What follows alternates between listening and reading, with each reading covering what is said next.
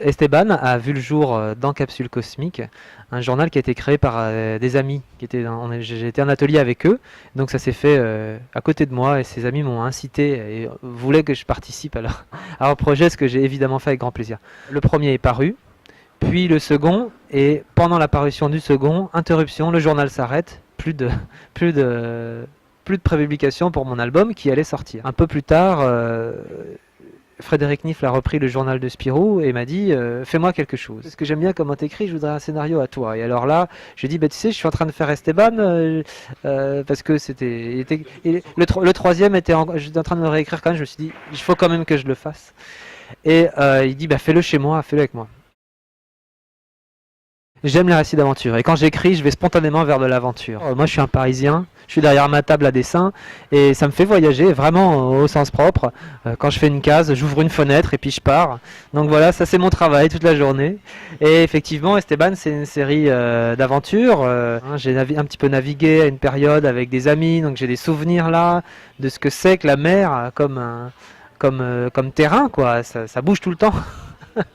L'aventure maritime, pour moi, c'est quelque chose qui est très important. Moi, il me semble, c'est ce que j'ai envie de faire, le tout public. Bah oui, oui, c'est sûr que raconter une histoire, c'est le truc important, c'est ce qui reste. Qu'est-ce qui reste d'une BD? C'est l'histoire, le dessin. Le dessin, si c'est le dessin pour le dessin, il est périssable.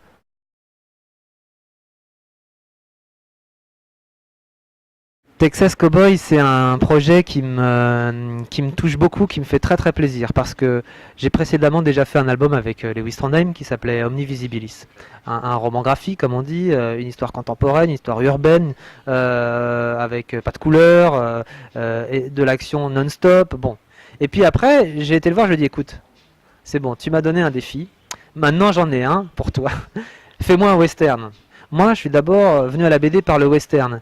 Et j'ai arrêté du jour où j'ai fait mes premiers boulots professionnels. Tout simplement parce que j'avais trop peur de me confronter à mes références. Je voulais ni être un sous-Rossi, ni être un sous-Giraud. Comment je vais faire si moi j'écris mon propre western? Et en écrivant mon propre western, j'avais toujours l'impression de revenir sur des poncifs, des trucs déjà vus 100 000 fois, et de pas arriver à sortir de ces références. Et puis un jour je me suis dit, mais tu bosses avec Trondheim, demande-lui, lui il va pas te faire un western. Ça va te changer, quoi. Ça va changer. Déjà, c'est pas toi qui fais l'écriture, donc voilà. Lui, il peut jouer avec ce truc-là. Il l'a pas tant fait que ça, allons-y. Et donc je lui ai proposé et il m'a dit ok. Voilà, de l'aventure pur jus, vraiment du western, je pouvais pas attendre mieux, quoi. C'est-à-dire en même temps tout y est et en même temps avec une légère décontraction et une liberté vis-à-vis du genre qui me plaît beaucoup. J'adore dessiner les chevaux. C'est dur, mais quand ça marche, ça bouge. Et d'un seul coup, la case est en mouvement. Le personnage se met à bouger, l'aventure peut commencer.